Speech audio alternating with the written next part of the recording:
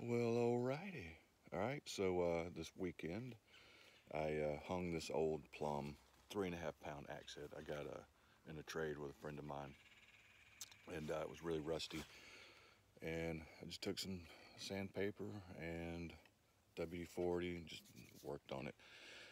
I didn't want to get it really super shiny, but I thought that turned out nice. I didn't even do anything with this, and I didn't want to file down the edges. Tell this thing has been a workhorse. Somebody really used it. That's kind of the characteristics of the axe head. And that worked out. And a friend gave me this 35-inch long hickory handle. You can see that. And all I had was some tung oil, so I really put lots of oil on it to tell the handle is super dry. But I like it.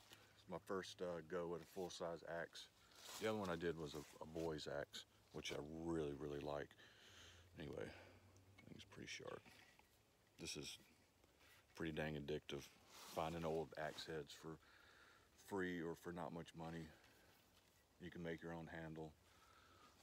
You can find some handles that are pretty dang decent. Anyway, this was a lot of fun, and it's gonna be used. I'd love to hear the stories where this came from and all the other people that had it. All right. Just talked about this old 3.5 pound Plumb axe head that I hung. Well, it's time to break it in with a throw.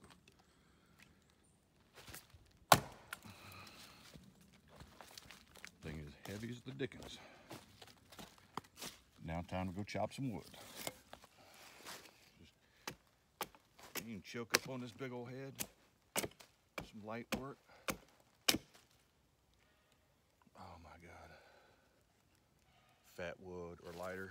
All right, so it's starting to rain, but we'll give this bad boy a go.